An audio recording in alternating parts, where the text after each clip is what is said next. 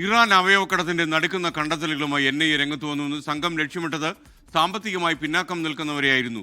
പണം നൽകിയ ശേഷം ഭീഷണിപ്പെടുത്തി ഇറാനിലെത്തിച്ചെന്നും പ്രതികൾ പണം ക്രിപ്റ്റോ കറൻസിയാക്കി മാറ്റിയെന്നുമാണ് NIAയുടെ കണ്ടെത്തൽ.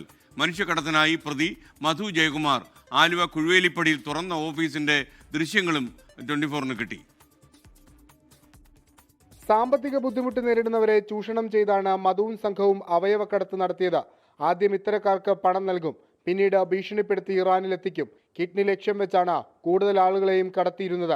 അവയവക്കടത്തിലൂടെ ലഭിച്ച പണം ക്രിപ്റ്റോ കറൻസിയായി മാറ്റിയും ഭൂമി വാങ്ങിയും സൂക്ഷിച്ചു.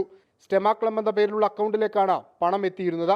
മധുവും രാജ്യാന്തര അവയവക്കടത്ത് സംഘവും തമ്മിൽ അടുത്ത ബന്ധമുണ്ട്. മധുവിനും കൂട്ടാളികൾക്കും സഹായം നൽകിയവരെ കണ്ടെത്താനുള്ള അന്വേഷണത്തിലാണ് NIA.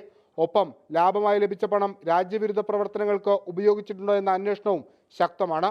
അതേസമയം മനുഷ്യക്കടത്തിനായി പ്രതി മധു ജയകുമാർ ഓഫീസ് തുറന്നത് ആലുവ കൊഴുവേലിപ്പടിയിലാണെന്നും കണ്ടെത്തി. 2021 മെഡിക്കൽ ടൂറിസം എന്ന പേരിലായിരുന്നു ഓഫീസ് വാടകയ്ക്കെടുത്തതെന്ന് കെട്ടിട ഉടമ വ്യക്തമാക്കി. മനുഷ്യക്കടത്തിന് മറയാക്കിയ കെട്ടിടത്തിന്റെ ദൃശ്യങ്ങൾ 24-ന് ലഭിച്ചു. ഇരയാകുന്നവർക്ക് നഷ്ടം മാത്രം, ഇടനിലക്കാർക്ക് കോടികളുടെ ലാഭവും. കണ്ണിൽ ചോരയില്ലാത്ത അവയവക്കടത്ത് സംഘത്തെ പൂട്ടാനാണ് കേന്ദ്ര ഏജൻസിയുടെ തീരുമാനം. കൊച്ചിയിൽ നിന്ന് വിഷ്ണു സുരേഷ്, 24.